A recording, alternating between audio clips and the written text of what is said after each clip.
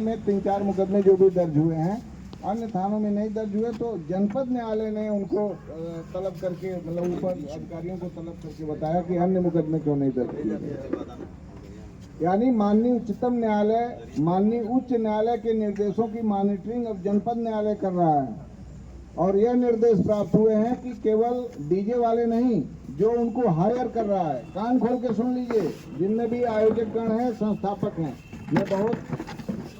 मैं अपना कोई निर्देश नहीं बता रहा हूँ, ऊपर से जो निर्देश हैं मैं उन्हीं को आप तक पहुँचा रहा हूँ।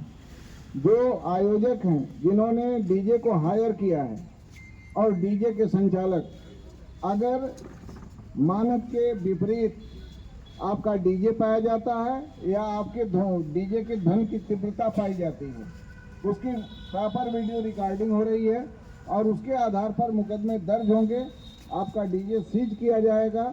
मैं आपको स्पष्ट रूप से इसलिए बता रहा हूं कि कल के दिन अगर हम मुकदमा कायम करें तो आप हमसे ये कहने लायक नहीं रहेंगे कि साहब हमें ये सारी चीज़ें नहीं मालूम थी।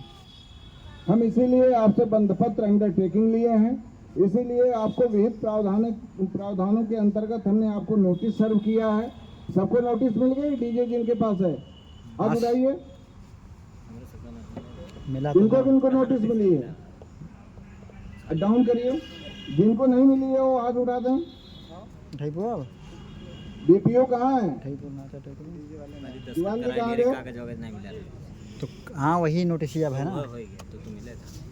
तो हो गया ना, मतलब मिला नहीं है, मतलब साइन किए हैं। नहीं तो वही बताया। हाँ तो दस्तखत खाली करा नहीं, अब बहुत सख्ती हो रही है, बहुत सख्ती हो रही है और कई जगह अन्य जनपदों में भी मुकदमे दर्ज हुए हैं। कोर्ट सख्त हो गया है इसके लिए। तो मिला ना फोटो के लिए होगा ना, तो जो दस्तखत हुआ है वही है। सर जैसे डीजे करना बुक हो मानक और साइन किए तो उससे कोई दिक्कत अच्छा लगता है, किसी को ठीक है बता खराब नहीं लगता, लेकिन आप सोचिए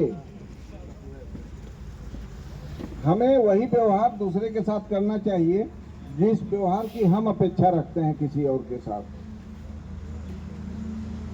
ऐसा नहीं कोई स्पेशल घर है जहां वृद्ध हैं, ऐसा नहीं कोई स्पेशल घर है जहां पर केवल इसी घर में केवल बीमार लोग हैं।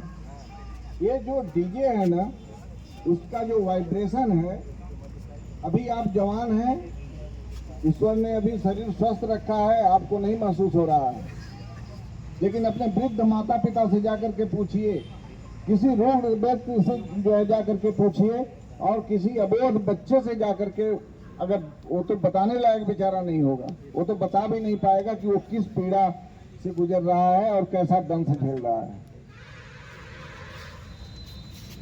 आपका डीजे जाता है, अगर किसी परिवार में कोई बीमार व्यक्ति है, कोई रुग्ण व्यक्ति है, कोई हार्ट पेशेंट है, उस पूरे परिवार को जो है कैसा महसूस होता होगा। बेचारे उठकर बैठ जाते हैं कि कहीं कोई अनहोनी ना हो जाए, किसी तरह से ये बच जाए, क्योंकि वह उस समय आपके सामने आ नहीं सकते, आप उनकी बात सुन नहीं सकते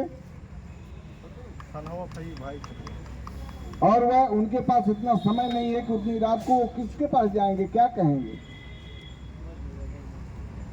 ताज्जुब की बात यह है कि हर परिवार में बालक हैं, हर परिवार में वृद्ध हैं, हर परिवार में बीमार लोग हैं, लेकिन फिर भी हम अपनी मस्ती के आगे दूसरे की पीड़ा नहीं समझते।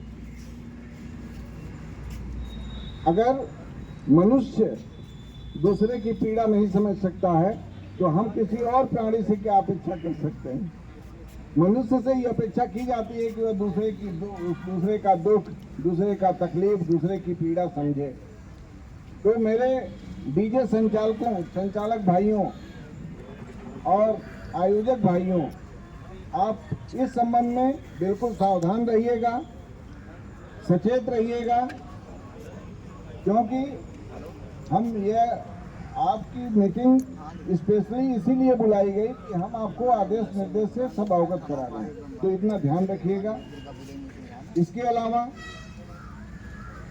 कहीं पर अगर आपको लगता है कि नहीं हमें पुलिस की सहायता चाहिए या पुलिस को ये सूचना देनी चाहिए, तो हमारा नंबर है 94 54 40 31 12।